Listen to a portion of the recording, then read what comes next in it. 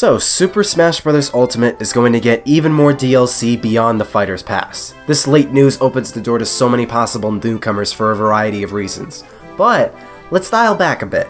We're still not done with the first Fighter's Pass. We have a single character left, and this begs the question as to who it may be. We're getting more after this, but I want to speculate who this last fighter for this specific Fighter's Pass could be. Looking at the angle Nintendo took with this Fighter's Pass, it's tricky to say at the end of it somewhat.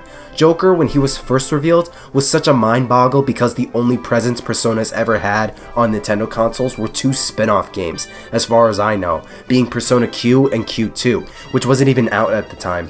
Persona's main games and most other spin-offs never saw daylight or any light on Nintendo consoles. Persona's always been a Sony gig, and Nintendo executives were the ones who chose fighters for the pass, not Sakurai. The fact that Nintendo themselves went out of their way to pick Joker, Banjo-Kazooie, Terry, and such is crazy to think about because you think Nintendo would try to market their own games and use their own characters, like how Corrin was DLC in Smash 4 solely because of Fire Emblem Fates and the staff insisting Sakurai to put him in.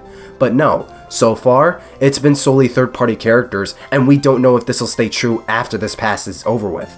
Joker was a crazy, off-the-wall addition that many people love. Dragon Quest's hero hails from one of the biggest RPGs ever and has always been on Nintendo systems for a while now. Banjo-Kazooie has been a fan-favorite IP that's now under Microsoft, but still beloved by many people and requested for Smash for so long. And Terry Brigard hails from one of the biggest fighting games integral to that genre's history, along with having a history with Nintendo, especially recently with Fatal Fury re-releases on Switch. With Banjo being a partial outlier, all of these characters were characters almost no one was expecting on their own, and they all play some big part in gaming and or Nintendo history. So there would have to be some major selling point behind this character, right?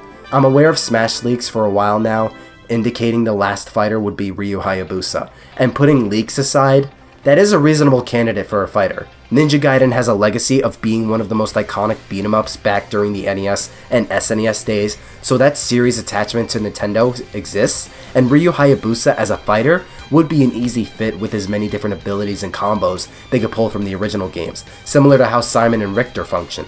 Will there be controversy? Possibly. That's nothing too new with the Smash fandom, just look at Hero, but I'm sure people would be accepting of him in the end. It feels like Ninja Gaiden crossing over in Smash Bros. Would be crazy and make a lot of sense at this point. But I don't want to stop at one character, especially one that's based off leaks. That's too boring, man. So, as backups, I'll predict 3 other potential candidates for this Fighter's Pass's final fighter, if Ryu Hayabusa isn't it. And if I'm wrong with these 3 along with Ryu Hayabusa, I'll keep them in the back of my mind as backup predictions for fighters after the pass, similar to my 10 DLC character predictions and even the honorable mentions in those. One fighter that came to mind, and one I'm most confident in, is Leon Kennedy from Resident Evil. Resident Evil is one of the biggest horror shooter games out there, along with being Capcom's biggest best-selling franchise of all time.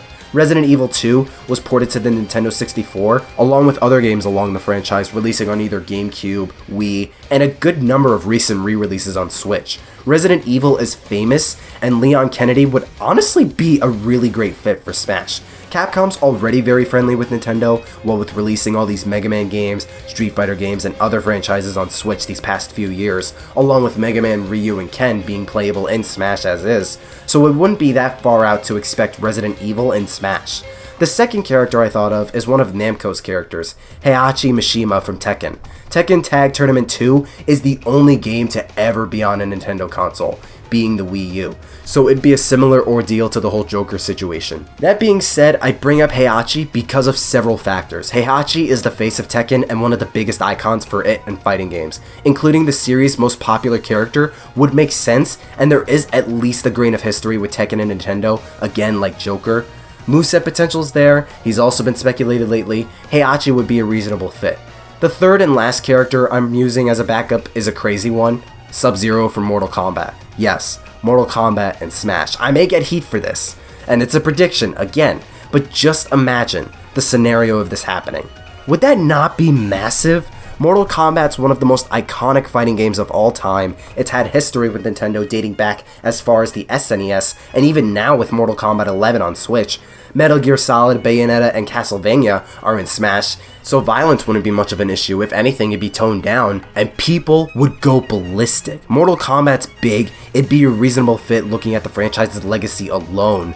If Nintendo approaches Warner Brothers on the matter, that'd be massive. Sub-Zero being one of the poster boys for the franchise, it makes some sense, but again, this would be absolutely wild. Then again, Smash has done many wild things before. And lastly, these could happen in the future after the Fighters Pass for whoever is not announced, or maybe one of the characters I predicted as future DLC in my past 2 Smash videos would end up as one of the last fighters, like Sora or Geno or something. Alright, I don't want to milk this topic of Smash DLC as heavily as I already have. Ryu Hayabusa seems like the primary bet, but I'm very much open to the possibility of Leon Kennedy from Resident Evil, Heihachi Mishima from Tekken, or Sub-Zero from Mortal Kombat as being other possibilities. Leon would be cool, Heihachi would be neat, but Sub-Zero I think would blow people away. With all this said, Ryu Hayabusa sounds like a safe assumption. What do you think? Do these guys seem reasonable at all? Would you like the idea of any of these guys joining Smash, either in this Fighters Pass or in the future if at all? Do you disagree? You have any other seemingly reasonable candidates in mind, or characters you just want, period? Let me know down below. Thank you for watching, and stick around for more Smash content and other things Nintendo and Smash related as well. Stay super.